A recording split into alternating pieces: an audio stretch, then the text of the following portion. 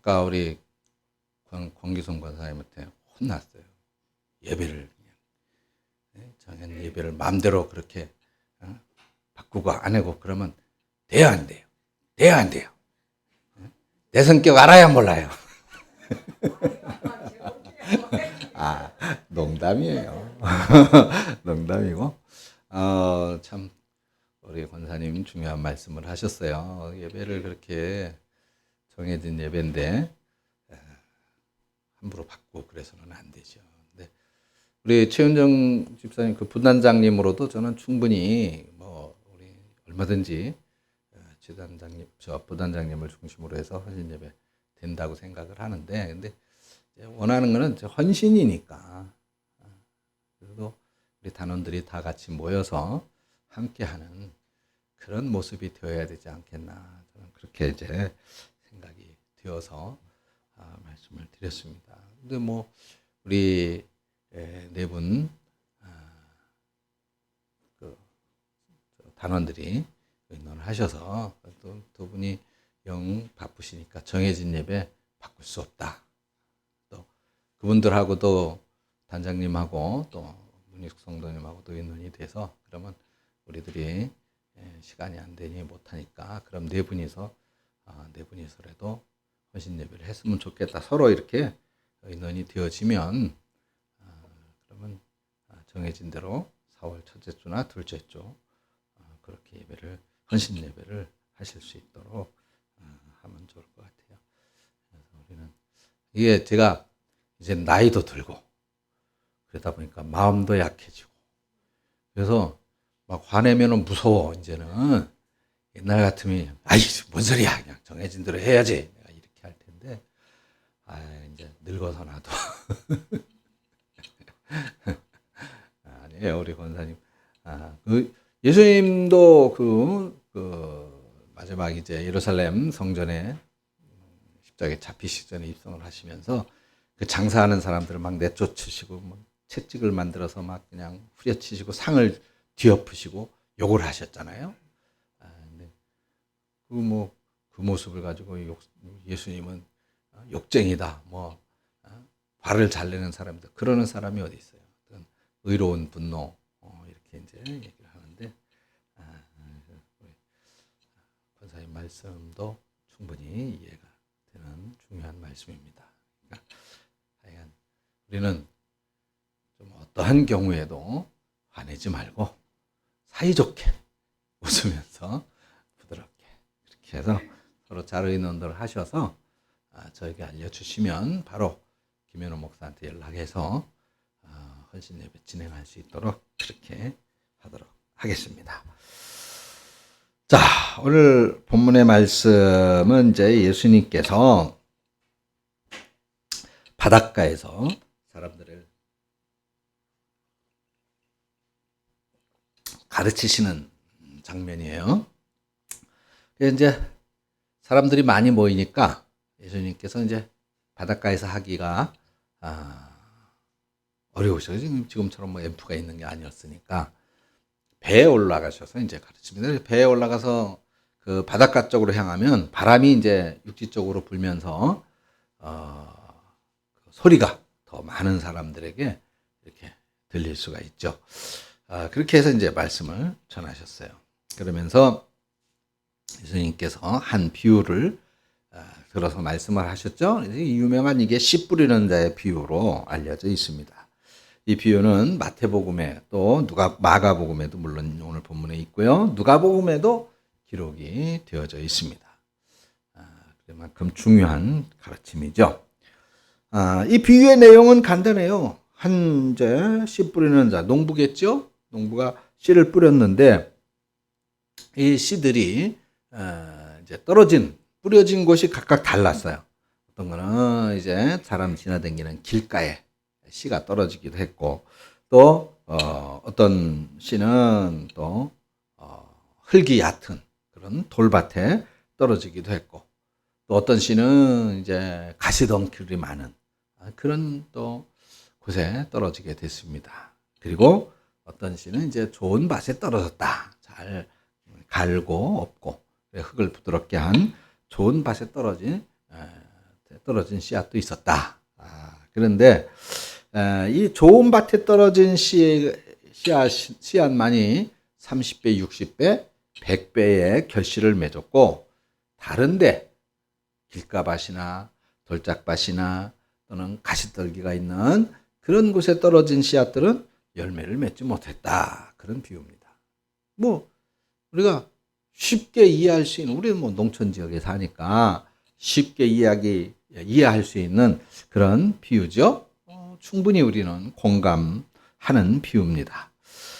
자, 이 예수님의 말씀을 들으면서 그래, 열매를 잘 맺고 좋은 열매를 맺으려면 그래, 그 씨가 떨어지는 땅이 얼마나 중요하겠어. 잘 준비되어진, 경작되어진 그런 땅에 떨어지는 씨앗이 좋은 열매를 맺는 것이지, 우리는 그렇게 생각을 합니다. 자, 근데 이 씨 뿌리는 자의 비유는 단순히 좋은 밭에서 농사를 잘 지어가지고 많은 수확을 거두라. 이거 우리는 너무나도 잘 알고 있는 거잖아요. 근데 예수님은 이런 어떤 농사에 관한 법을 가르치려고 하는 내용은 아니었단 말이죠. 예수님은 제자들한테 그 비유를 이제 해석을 해주는데, 씨 뿌리는 것은 말씀을 뿌리는 것이다. 그리고 밭이라고 하는 것은 바로 그 말씀을 받아들이는 사람의 마음을 의미하는 것이란다. 이렇게 설명을 해 주셨습니다. 예수님은 사람들한테 이렇게 말씀한 거예요. 농사를 짓는 너희들이 씨를 뿌린 다음에 풍성한 열매를 거두는 것처럼 말씀의 씨가 너희들에게 뿌려지게 되는데, 너희들의 삶 속에서 이 말씀 뿌려진, 우리의 마음속에 뿌려진 말씀의 열매가, 씨가 잘 자라나서 풍성한 열매를 맺어야 되는 것이다. 그렇게 되어지기를 바란다 라고 하는 의미에서 이 말씀을 하신 것이다, 그 말이죠. 그러면서 그 말씀은 바로 하나님 나라의 비밀이다 라고 말씀을 하셨어요. 이 하나님의 말씀인 이 씨앗 속에 중요한 하나님 나라가 있다는 겁니다. 하나님 나라가 있다라고 하는 얘기는 하나님의 통치가 이루어진다는 것이다. 그럼 하나님의 통치는 뭐예요? 여러분, 나를 누가 통치해요? 여러분들은 신앙이 너무 좋아. 나를 다스리는 건 나예요. 그죠? 나를 다스리는 거. 내 감정, 내 생각, 내 경험, 내 지식, 이런 것들에 의해서 여러분, 내가 다스려요. 근데 하나님의 통치가 임하여졌다. 내 속에 하나님의 말씀의 씨앗이 떨어져서 열매를 맺어서 정말 내가 하나님의 통치를 받는 사람이 된다 라고 하는 얘기는, 이제 내가 나를 통치하고 내가 나를 다스려서 내 생각, 내 마음, 내 뜻대로 하는 게 아니라 하나님 뜻대로 한다라고 하는 거예요. 하나님이 원하시는 대로 하는 것, 하나님의 뜻대로 하는 사람이 되어지는 것. 그래서 그 하나님이 원하시는 것, 그 말씀, 하나님의 뜻에 순종하면서 살아가는 사람들, 그 사람들이 바로 말씀의 열매를 많이 맺는 사람이고, 그런 사람이 바로 하나님의 나라를 실제로 경험하면서 살아가는 사람들이다, 그 말입니다. 자, 근데 하나님의 나라가 하나님의 말씀을 듣는다고 해서 다 누릴 수 있느냐? 그렇지 않단 말이죠. 예수님이 똑같은, 예수님이 한 입을 가지고 한 말씀, 똑같은 말씀을 전하잖아요. 그런데도 듣는 사람들의 자세나 그걸 듣는 사람들의 마음의 상태에 따라서 그 말씀이 하나님의 나라를 이루는 말씀이 되기도 하고, 어떤 이들에게는 쓸데없는 예수는 죽여야 된다, 이렇게 받아들이는, 그야말로 열매가 없는 악한 결과를 가져오는 그런 말이 되기도 한다, 그 말이에요. 똑같은 말씀을 듣는데 어떤 사람들은 감격을 하고 감동을 하고 예수님 내가 죄인입니다. 내 전 재산을 팔아서 가난한 사람들에게 나누어 주겠습니다. 내가 빼앗은 것이 있으면 4배를 쳐서 내가 다 갚겠습니다. 이렇게 하나님의 나라를 경험하는 사람이 있는가 하면 예수에게 돌을 던지는 사람도 있다는 거예요. 어떻게 그렇게 되느냐? 바로 그 씨앗을 받는 밭의 상태에 따라서 그렇게 달라진다. 그 밭이 뭐라고요? 우리들의 마음이다 이 말이에요. 그래서 예수님은 사람들한테 말씀을 전하시기 전에 이 말씀을 받는 사람들의 마음의 상태를 살펴보기를 원했던 거예요. 그래서 그 말씀을 받을 만한 좋은 밭의 상태가 되기를 기대하셨던 것입니다. 사랑하는 성도 여러분, 오늘도 말씀을 통해서 우리 마음의 밭이 어떤가를 살펴볼 수 있기를 바랍니다. 여러분들에게는 정말 이 하나님의 말씀이 여러분들의 마음 밭에 떨어졌을 때 정말 놀라운 하나님의 나라를, 하나님의 통치를 경험해야 돼요. 경험. 요즘은 눈을 들어 어느 곳을 보든 뭐가 피었어요? 꽃을 보고 여러분들은 어떻게 해요? 감탄을 하죠. 아유, 제 개나리가 노랗게 폈네. 진달래가 폈네. 아유, 벌써 진달래가 폈어. 벚꽃도 폈네. 그래서 놀라잖아요. 감탄을 하잖아요. 그죠? 쳐다보면서 꽃인지 뭔지 감각도 없고 느낌도 없고 생각도 없고 그냥 스쳐 지나가는 사람은 그런 사람은 뭐라 그래?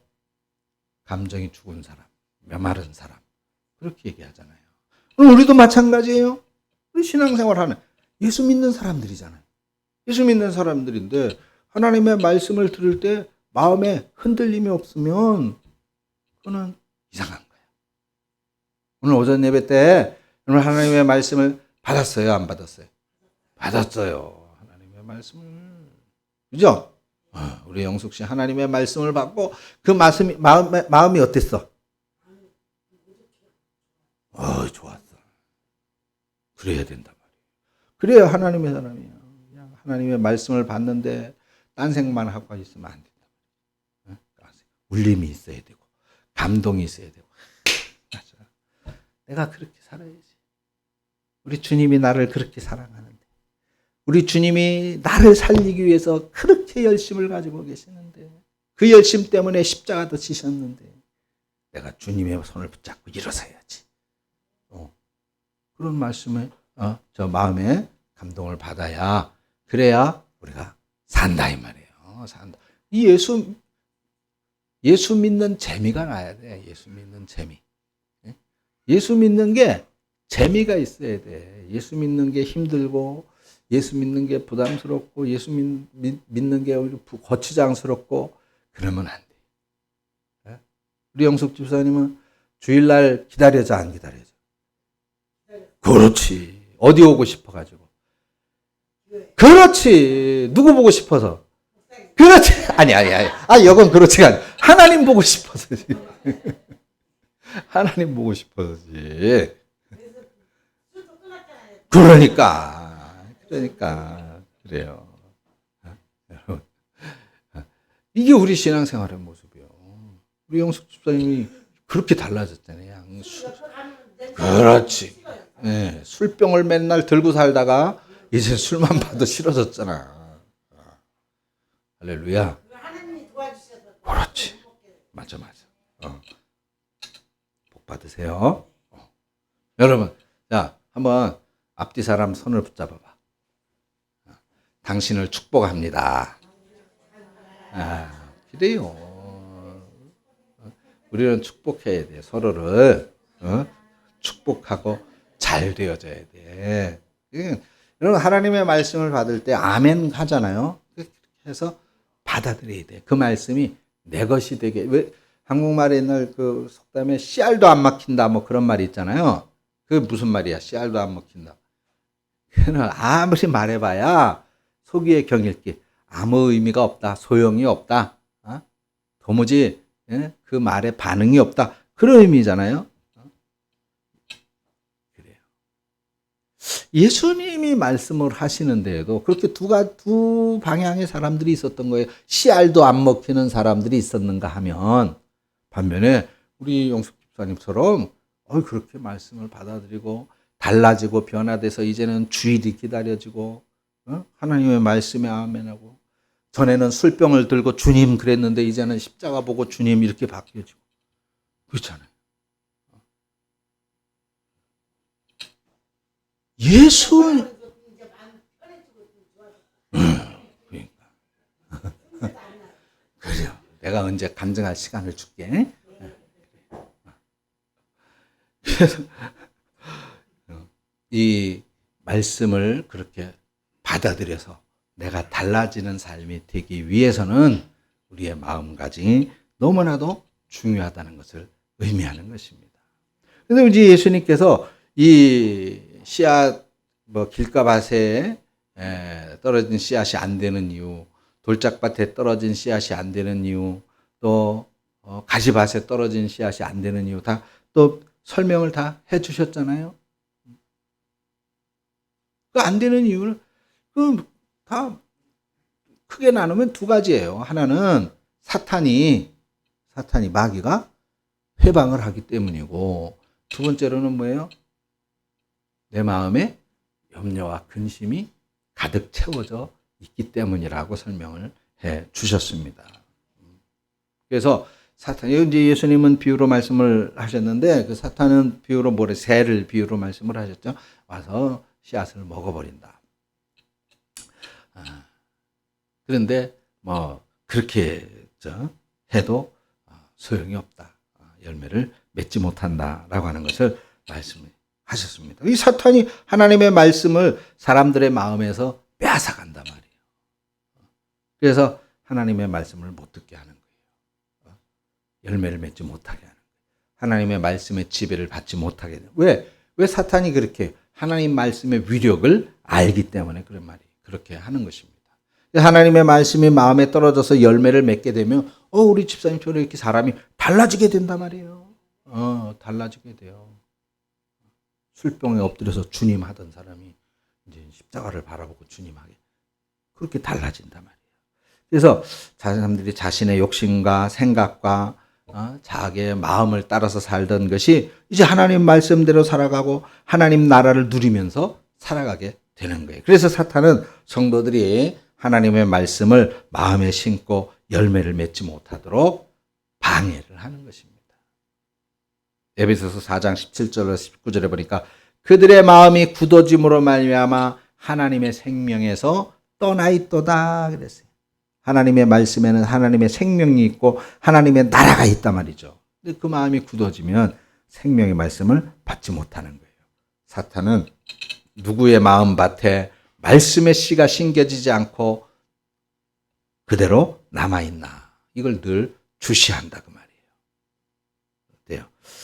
이 사탄이 먹잇감을 찾으려고 그렇게 주시할 때에 저와 여러분들, 우리 성도님들은 사탄이 포기해버릴 수 있는 그런 분들이 되어주시기를 축원합니다. 자, 그리고 또 예수님 이제 다른 마음의 밭, 아까 두 가지 중에 하나는 사탄이 회방하는 것이고 또 하나는 뭐라 그랬어요? 마음에 염려와 근심과 걱정 이런 것들로 가득 찬 사람이다 그랬습니다. 가득 찬 사람. 그래서 돌짝밭에 있는 사람, 가시와 엉겅퀴가 있는 그런 사람이에요. 그런데 떨어진 씨앗들은 흙이 얕아가지고 제대로 뿌리를 내릴 수가 없고 해가 돋으면 또 싹이 나서 금방 말라져 버린다. 그리고 가시와 엉겅퀴에 있는 데는 제대로 성장을 하지 못하기 때문에 많은 열매를 맺을 수가 없다라고 말씀하고 있습니다. 물론 이 당시 예수님께서 말씀하신 이 가시와 엉겅퀴가 있는 그런 밭, 돌짝밭, 이것은 당시 정확한 표현을 하자면 이제 핍박을 의미했습니다. 기독교인들, 예수 믿는 사람들을 핍박하는 유대인들의 핍박, 사람들의 핍박, 그 핍박들을 비유로 이제 말씀을 했습니다. 그래서 그런 것들, 그런 사람들에 의해서 환영받지 못하고 많은 사람들이 기독교인들을 미워하는 그런 박해와 환란이 초대교회 성도들의 이 말씀의 싹을 말라버리게 만들었다. 이제 그 말씀이신데, 오늘 이 시대는 물론 핍박이 예수 믿는 사람들에게 핍박이 오늘 뭐 옛날처럼 그렇게 뭐 감옥에 가두고 예수 믿는다고 또 막 사람을 죽이고 그렇지는 않지만, 예수 믿는다고 교회 다닌다고 은근히 조롱하는 사람들이 있죠. 조롱하는 사람. 또 약간 비난을 퍼붓는 사람들이 있어요. 야, 예수 믿는다고 해봤자 니들 뭐 그렇게밖에 못하냐. 요즘 뭐 나는 신이다라는 프로에서 정명석이가 아주 스타가 되고 있는데, 그걸 기독교인 교회로 그렇게 보면서, 야, 나는 교회는 저런 인간들이기 때문에 난 교회가 싫어, 그러는 사람들이 있단 말이죠. 강력하게 그 사람들은 교회가 아니다 라고 말해야 돼요. 그것이 일종의 오늘 우리들을 향한 핍박이라고 말할 수 있습니다. 그리고 오늘 이 시대 또 우리들 교회를 못 가게 막는 여러 가지 또 이유들이 있죠. 그런 것들 우리가 뭐 일일이 거론하지 않아도 알 수 있는 그런 모든 것들이 오늘 이 시대에 우리를 핍박하는 거라고 우리는 생각할 수 있습니다.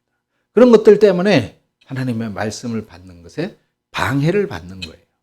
방해. 삶에 대한 염려와 근심과 걱정도 마찬가지입니다. 그러나 우리는 그럴수록 더더욱 소망을 가져야 돼요. 인내해야 되고 소망을 가져야 되는데, 로마서 5장 3절 4절에 바울이 말했어요. 환난은 인내를, 인내는 연단은 소망을 이루느니라 그랬습니다. 할렐루야. 그렇습니다. 우리가 하나님의 말씀대로 살려고만 하면은 반드시 어려움이 있을 수밖에 없어요. 환난이 있고 시험을 당할 수가 있습니다. 그런데 그럴 때 우리가 가져야 될 태도는 바로 그런 어려움, 그런 핍박, 그런 환난을 보는 것이 아니라 하나님 나라의 소망을 바라보면서 인내해야 된다. 견뎌내야 된다 말이에요. 이겨내야 된다 그 말입니다. 교회 못 나올 이유들이 얼마나 많아요. 그렇지만 그런 것들을 뿌리치고 그런 것들을 이겨내고 우리가 더 하나님을 가까이 하게 될 때에 말씀의 뿌리를 내리게 되고 믿음이 더더욱 단단해진다. 그래서 우리가 바라는 소망을 이룰 수 있게 되어진다라고 하는 것입니다. 그러기 위해서는 반드시 고난과 인내의 과정이 있을 수밖에 없다. 하나님이 분명히 계시는 것처럼 마귀도 분명히 존재하기 때문이에요. 마귀도. 선이 존재하면은 악이 존재하는 것과 같은 것입니다. 불이 존재하면은 물이 존재하는 것과 같은 것이에요. 그래서 우리는 이러한 것들을 극복하고 이겨낼 수 있는 소망을 더더욱 굳건히 잡고, 우리가 하나님을 가까이 하는데 회방하는 그 모든 것들을 극복하고 이겨내는 그런 인내를 가져야 된다라고 하는 것입니다. 그렇게 될 때에 우리는 말씀에 순종하는 삶을 살아갈 수 있게 되고 하나님 나라를 이룰 수 있게 되어질 줄을 믿습니다. 사랑하는 여러분, 좋은 밭 누가 만들어주는 것이 아니죠. 농부가 좋은 밭을 얻기 위해서는 어떻게 해요? 농부가 수고의 땀을 흘려야 돼요. 밭을 기경해야 되죠. 가꾸어야 돼요. 돌을 걷어내고 가시원공키를 뽑아내야 된단 말이죠. 그리고 기경해서, 즉 갈아 엎어서 부드러운 흙으로 만들어야 돼요. 그런 것처럼 우리가 좋은 열매, 풍성한 열매를 맺기 위해서는 영양분을 잘 공급할 수 있는 그런 밭을 만들어야 되는데, 그러기 위해서는 우리가 영적인 수고를 해야 되겠죠? 영적인 수고. 영적인 수고가 뭐예요? 영적인 수고. 기도해야 된다는 거죠. 찬양해야 되는 것이고, 길을 쓰고 예배에 참석해야 되고, 제 설교가 졸려도 눈을 치켜뜨고 말씀을 들어야 돼. 이게 영적인 수고야. 그래야 우리가 승리할 수가 있는 거예요. 그리고 마음을 무겁게 하는 모든 염려와 걱정들은 다 예수님이 뭐라고 말씀했어요? 다 주님께 맡겨버려라. 염려와 근심은 주께 맡겨버리라 그랬죠. 이것은 우리가 해야 염려하고 근심한다고 해서 해결되어지는 게 아니에요. 이 염려와 근심은 우리 게 아니라 하나님의 것입니다. 우리는 하나님의 주권과 돌보심을 믿고 염려를 주님께 온전히 맡겨드리고 그래서 늘 좋은 밭으로 만들어 나가야 될 줄로 믿습니다.